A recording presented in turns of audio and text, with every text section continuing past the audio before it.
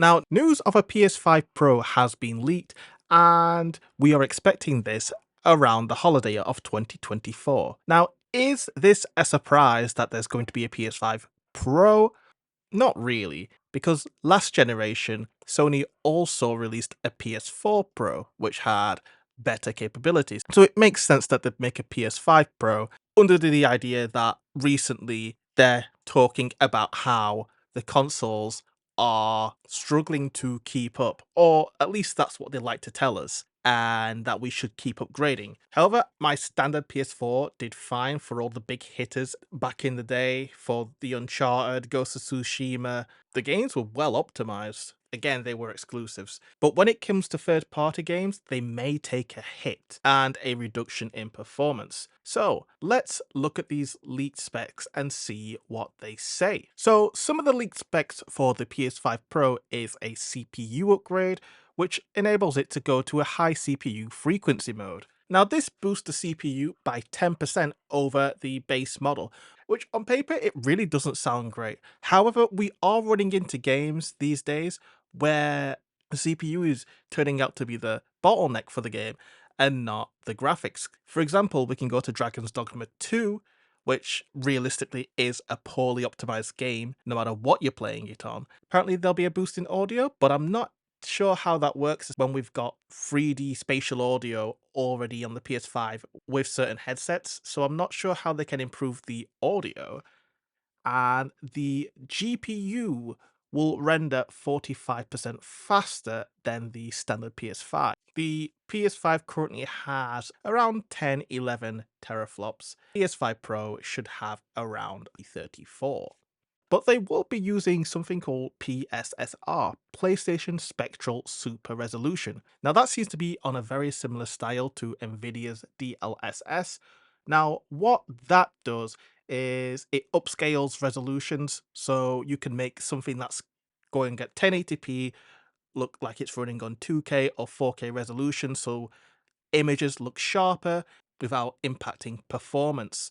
Now, if you look at this video on Death Stranding, you can see they're using DLSS to improve the performance of the game at 4K resolutions while maintaining much higher frames per second. If you're finding any of this information useful, then a like is appreciated.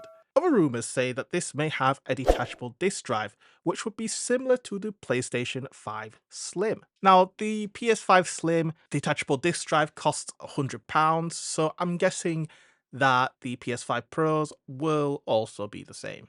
Now, it's quite interesting because if we look at the past leaks for Xbox, where they had an entire presentation leak that showed they were trying to move towards diskless home consoles, which would really shake up the market.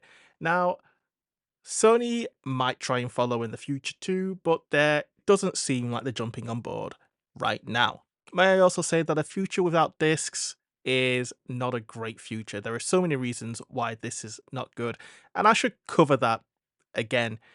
Now, games benefiting from improved CPU and GPU performance could mean that we might actually get games running at 4K 60 FPS.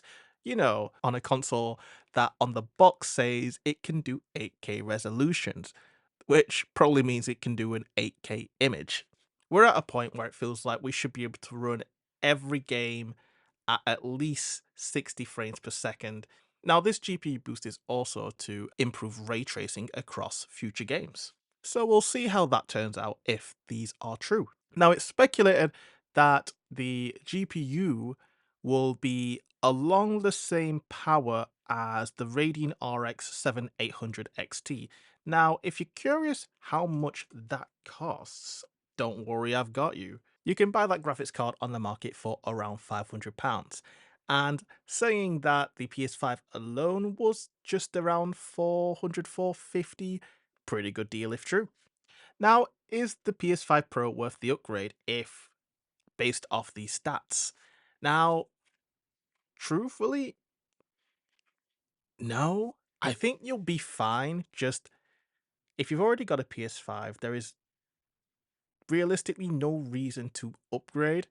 The big issue isn't the hardware, we'll say, but more the poor optimization that we have within companies these days. That is the real bottleneck. And of course, the better hardware will help with that poor optimization, but that just then reinforces them that they can get away with poorly made games. So if you've already got a PS5, there's no need to get one. Now, if you were debating on getting a PS5 and wonder if it's worth getting a PS5 Pro, if you've held off this long, you can definitely hold off a bit longer because PlayStation are supposed to have a showcase coming in a couple of months, and if the leaks are true, they should announce the PS5 Pro somewhere between May to July. So at that point, you can see what they actually say, what's true, what's new. You can see the actual price point and see if it's worth the upgrade, or whether the base PS5 will do. How much will this cost? The PS5 Pro, speculating, will probably be around £550 to £600.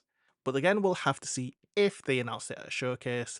But that's all for this video. Thanks for watching. Leave a like, subscribe if you enjoyed, and I will see you later.